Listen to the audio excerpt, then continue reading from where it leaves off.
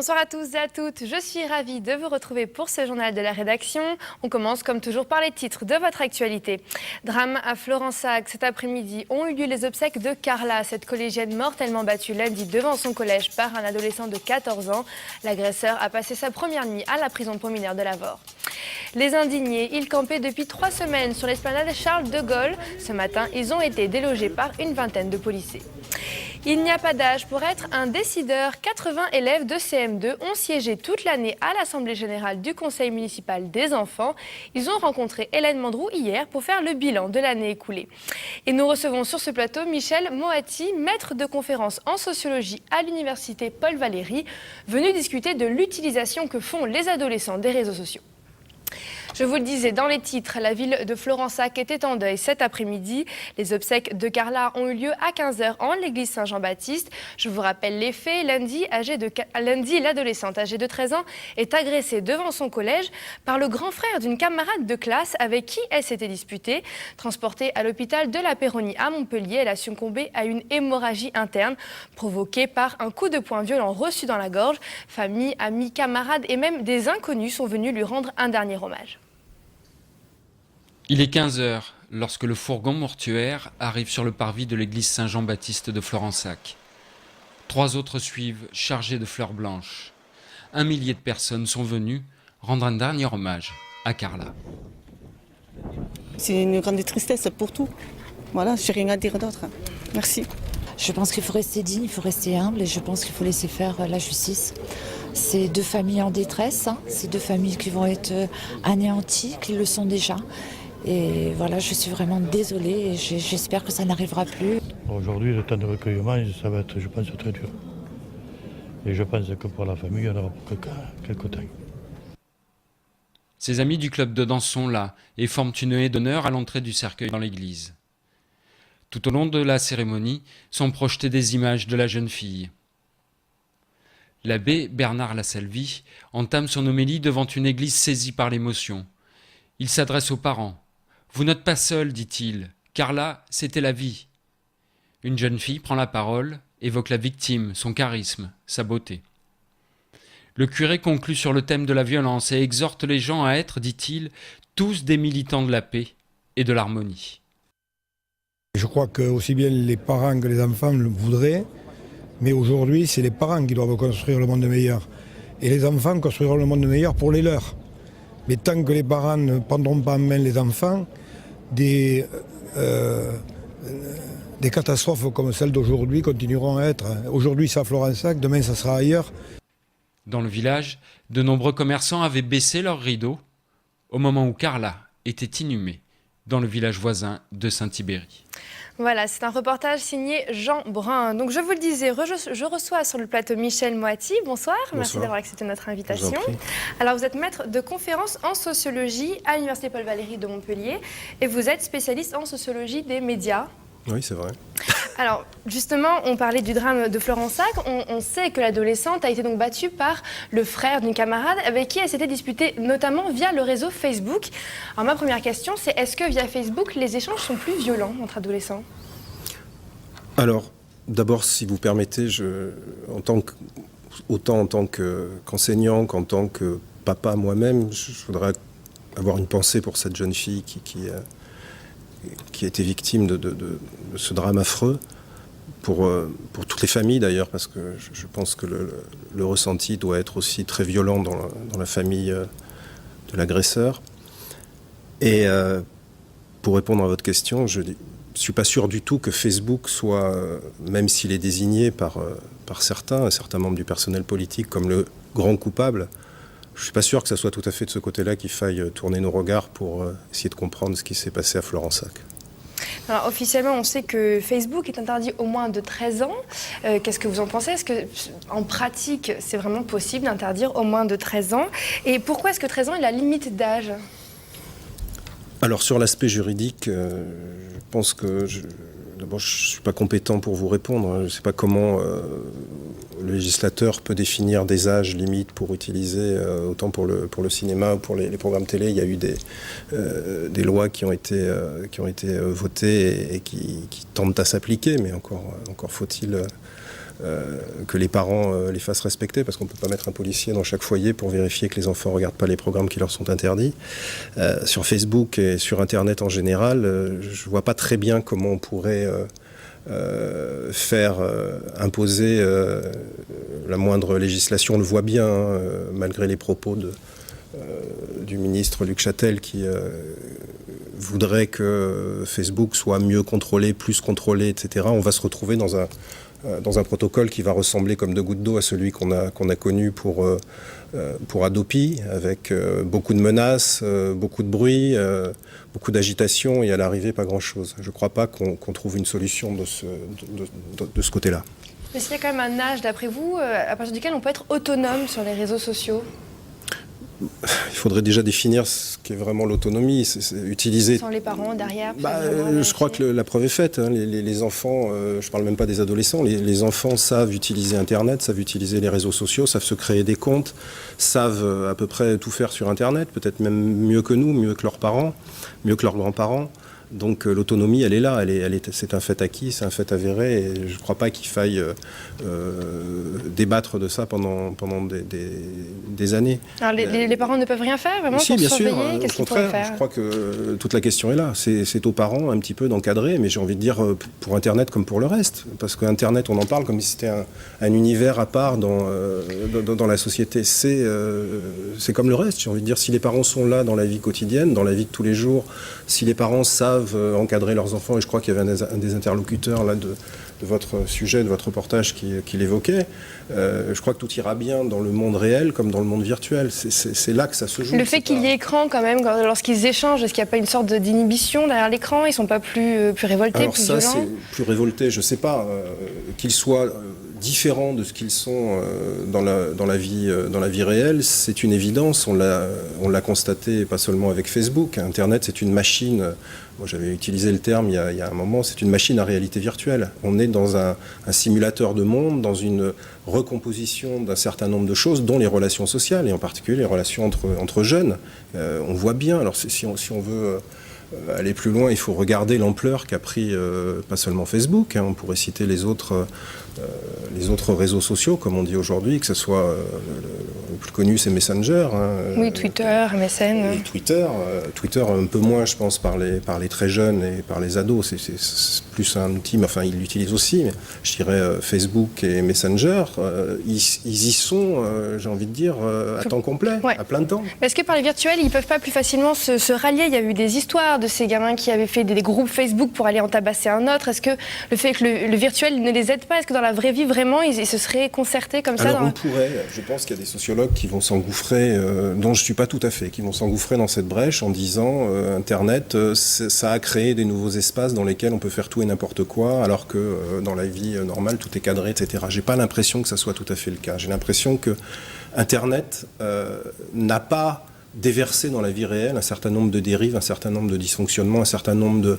de malaises ou de drames, et que c'est plutôt le contraire. Je dirais que c'est plutôt la vie réelle qui a fait d'Internet ce qu'il est. C'est-à-dire que finalement Internet a importé les dysfonctionnements qu'on trouve au quotidien et qui sont finalement un certain nombre de dysfonctionnements qui se sont imposés au cours de, je ne sais pas, pour être un peu plus précis, au cours des 20 ou 30 dernières années, parce qu'un certain nombre de valeurs, comme on dit avec un peu de grandiloquence, se sont estompées, sont passées un peu à l'arrière-plan, en particulier dans les relations parents-enfants, dans les relations... C'est aux parents de réinstaurer ces valeurs, justement, oui, même sur la toile. Est-ce qu'on peut leur donner des conseils pour encadrer leurs enfants?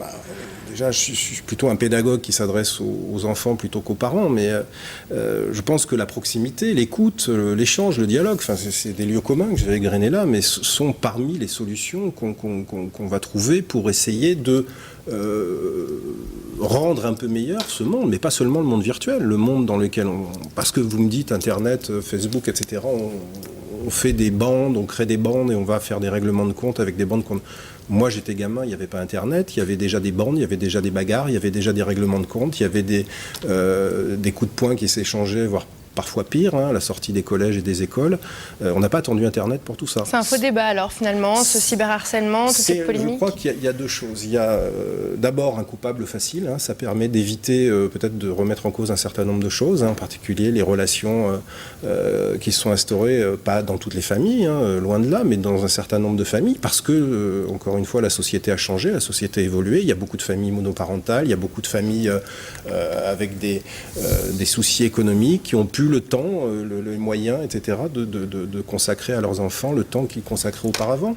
Quand je vois que des mères célibataires ont des emplois difficiles, des fins de mois difficiles, rentrent chez elles crevées après 1h30 de RER ou 1h30 de transport en commun et que l'enfant est là à pas manger... Il y a aussi des conditions socio-économiques, c'est encore une fois un lieu commun, mais donc le gamin ou la gamine est sur Internet en train d'échanger, d'interagir avec ses amis. Et les parents ne doivent pas être toujours derrière, quoi qu'il en soit. Non, parce que le monde est devenu comme ça. Très bien, merci Michel Moati d'avoir répondu à mes questions. Vous avez écrit un livre, L'effet média, co-écrit avec Sarah Figer, justement, au sujet des réseaux sociaux. Oui, en partie, entre autres. Très bien, merci d'avoir été mon invité. Vous restez encore quelques instants avec nous, le temps de passer à un tout autre sujet. On va parler des indignés. Tôt ce matin, la police a délogé la trentaine d'indignés qui s'étaient installés sur l'esplanade Charles de Gaulle. Ils y campaient depuis un peu plus de 3 semaines. Le mouvement des indignés, je vous le rappelle, a démarré en soutien aux indignés de la Puerta del Sol à Madrid. Ils dénoncent les politiques d'austérité menées partout en Europe et réclament plus de démocratie. Le mouvement s'est étendu un petit peu partout jusqu'à Montpellier. Ils ont manifesté plusieurs fois ces dernières semaines sur la place de la Comédie. Olivier Brachard et Nouria Casacoberta. 8h30 du matin, jardin de l'Esplanade. Ces clichés montrent des policiers employant la manière forte pour détruire ce camp fait de tipis et cabanes dans les arbres. En 3 semaines d'occupation, les forces de l'ordre ont utilisé ce procédé à de nombreuses reprises pour déloger la trentaine de jeunes, se revendiquant du mouvement né en Espagne, les indignés. Pour une démocratie réelle maintenant, qu'on arrête de toute cette dictature qui nous envoie des policiers sur la tronche, qui nous tabassent, qui essayent de faire rentrer tout le monde dans un moule. Bon, ça on l'a déjà dit plein de fois, mais c'est encore vrai. Là, la preuve ce matin, ce qui s'est passé. Demain, la mairie lance les estivales. Chaque vendredi soir de l'été, l'Esplanade de Montpellier sera noire de monde. Le lieu deviendra une des vitrines de la ville pour les nombreux touristes. On revient sur l'affaire des chiens tueurs à Morin. Des rottweilers et bosserons sont soupçonnés d'avoir mortellement attaqué la voisine de leur propriétaire. Les faits remontent à 2008. Hier, le maître des animaux s'est présenté devant le tribunal correctionnel de Montpellier pour homicide involontaire par imprudence. Le procureur a requis contre lui 2 ans d'emprisonnement, dont 18 mois avec sursis. La décision a été mise en délibéré pour le 13 juillet prochain. Ce matin, la préfecture du Gard et la préfecture maritime de Toulon ont organisé un exercice de simulation de sauvetage en mer au large du Grau-du-Roi. Les 2 équipes ont ainsi pu s'entraîner ensemble et comparer leurs différents moyens d'action. L'exercice a été le crash d'un avion avec 100 passagers à bord. Image de nos confrères. À regarder tout de suite. Ils ont patienté plus de 2 heures avant d'être sauvés. Eux, ce sont les victimes du vol Nîmes Alger qui s'est crashé ce matin au large du Grau-du-Roi. Il était 8h54 lorsque le Boeing 737 de la compagnie Pégase Air a disparu des écrans radars et s'est abîmé à 20 000 nautiques des côtes, avec à son bord 35 personnes. Un scénario catastrophe qui n'est en réalité qu'un exercice de sauvetage. Objectif, tester la coordination des services de la préfecture du Gard et de la préfecture maritime. Le préfet maritime est responsable des secours en mer. Le préfet de département est responsable des secours à terre et de la prise en charge des victimes. Il s'agissait donc de tester nos procédures d'information réciproques et puis la coordination opérationnelle sur le terrain pour s'assurer que la prise en charge des victimes au lieu de débarquement ou de dépose par hélicoptère soit parfaitement organisée, efficace et optimale. Entre pompiers, SAMU, Croix-Rouge, SNSM, police et gendarmerie, ce sont plus de 400 personnes qui ont participé à l'exercice. Un exercice qui s'effectue une fois l'an sur l'arc méditerranéen et qui a une dimension internationale grâce à la présence de sauveteurs italiens. En matière de recherche aérienne, ce qui compte, c'est de gagner du temps. Quand on a la preuve qu'un avion s'est crashé en mer, il faut déterminer immédiatement des zones de recherche. Et quand on peut faire partager le fardeau de la recherche à une des nations qui sont riveraines avec nous, on gagne du temps. Dans le rôle des victimes, 10 plongeurs de la Marine nationale qui ont été élitroyés, ainsi que 35 élèves du lycée maritime de Sète. C'est pour former les jeunes surtout. Former les jeunes, sont tous du milieu maritime, donc c'est intéressant pour eux. C'est une bonne expérience. C'est quelque chose qu'on fait qu'une fois, je pense, enfin, j'espère. Récupérées sur site par les vedettes de la SNSM, les victimes ont été acheminées vers Port-Camargue. Qui est-ce qui aide à transférer, à sortir les UR Les UR, il y a le fourgon qui arrive. Donc pour l'instant, nous avons 4 urgences relatives qui ont pu débarquer à pied et qui ont été accompagnées au poste de recouvrement des victimes. Et pour l'instant, maintenant, nous avons 2 victimes en urgence absolue qui sont pris en charge à la fois par les médecins, les infirmiers et les sapeurs-pompiers. Donc c'est un patient avec des brûlures, probablement un traumatisme abdominal important et une fracture de la cuisse à gauche. Pour les blessés les plus graves, direction le PMA, poste médical avancé, un hôpital de campagne implanté au sein du gymnase Grolin et dont l'activation dépend du plan Orsec. Alors les difficultés à rencontrer dans ce type d'exercice, c'est d'éviter l'aggravation de l'état des victimes puisqu'on a un afflux de victimes en masse et c'est pour cela qu'on met en place d'une part un point de rassemblement des victimes et ensuite un poste médical avancé afin de trier les victimes, de les médicaliser et de les transporter vers les structures hospitalières dans les meilleures conditions possibles. Une évacuation orchestrée par la Croix-Rouge mais qui restera, elle, fictive, mettant un terme à cet exercice grandeur nature. Il n'est jamais trop tard pour devenir un décideur. 80 élèves de CM2 ont siégé toute l'année à l'Assemblée générale du Conseil municipal des enfants. Un mercredi sur 2, ces jeunes élus, accompagnés d'un animateur, se réunissent pour décider des actions à mener afin d'améliorer leur quotidien et ceux de leurs camarades. Hier, ils ont établi avec le maire Hélène Mandroux et le Conseil municipal de Montpellier leur bilan de l'année 2010-2011. Reportage de Louis Monziès. Dire qu'à la cantine, on n'a que de la viande et on a rarement du poisson.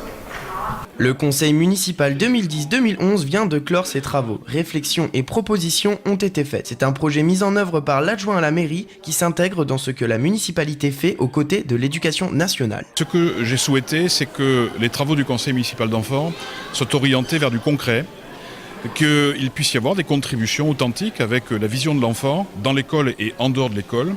C'est la raison pour laquelle, en particulier, depuis cette année, nous les avons mis en présence des conseils consultatifs de quartier, des regroupements d'associations et de comités de quartier. On a commencé sur le quartier Croix d'Argent et sur le quartier Mosson. J'escompte qu'à partir de l'année prochaine, tous les conseils de quartier puissent travailler avec ce conseil municipal d'enfants. Cela permet aux enfants d'accéder à des démarches d'apprentissage, de socialisation et de discipline collective. Ils pratiquent donc des activités originales qu'ils n'auraient pu faire sans cette assemblée. Cette année, ce qui a été particulier et très intéressant, ça a été une contribution des enfants au projet urbain par le biais d'une création encadrée par des architectes et des urbanistes qui leur a permis de se projeter à 30 ans. Alors ce n'est pas du concret pour demain matin 8 heures, mais c'est une vision un peu décalée de la société et des évolutions urbanistiques de la ville dont les urbanistes et les architectes vont s'inspirer aussi par le biais de schémas, de dessins et de cartes qu'ont réalisé les élus du conseil municipal d'enfants cette année. Ces enfants en cours moyen de 2e année ont été élus par leurs camarades et représentent 20 établissements. C'était bien, on nous a appris des choses déjà qu'on ne savait pas. Et aussi on a pu poser toutes les questions qu'on pouvait sur certains sujets et qui ont pu nous aider pour d'autres choses. C'est bien parce que là il y avait presque tous les gens qu'on a rencontrés tout au long de l'année. Donc on pouvait leur poser des questions si jamais on n'avait pas eu le temps de leur poser à la réunion. Cette assemblée générale a lieu chaque année et permet d'aboutir à des changements concrets, comme il y a 2 ans avec le Vélomag pour enfants à Montpellier. Trop de voitures en ville, comment y remédier? Il suffit de prendre le bateau. C'est l'idée qu'a eue la ville de Sète pour éviter les embouteillages en centre-ville lors du festival du Théâtre de la Mer qui attire chaque année de très nombreux spectateurs. L'occasion pour ceux qui s'y rendent d'emprunter la navette fluviale gratuitement mise en place pour l'occasion et de redécouvrir la ville de Sète sous l'angle marin. Ceux qui ont déjà pu emprunter ce moyen peu commun de locomotion sont plutôt contents. Romain Bassac les a rencontrés. On a découvert ça la semaine dernière et on a trouvé que c'était une très bonne idée parce que c'est pas très pratique pour se garer là-bas. Donc du coup, je suis arrivée en bateau au Théâtre de la Mer, c'est quand même chouette. Ça anime un peu, c'est marrant parce que souvent on passe que dans les petites rues en voiture, du coup on voit pas trop forcément les immeubles, enfin, c'est sympa. C'est vrai que ça a l'air sympa. Et à partir de demain, vous êtes invités, comme tous les vendredis de l'été, pour les estivales. De 18h30 à minuit 30 sont organisées sur l'esplanade Charles de Gaulle des soirées musicales, gourmandes ou culturelles. Et tous les soirs de la semaine, de 16h à 22h, un marché artisanal s'installe.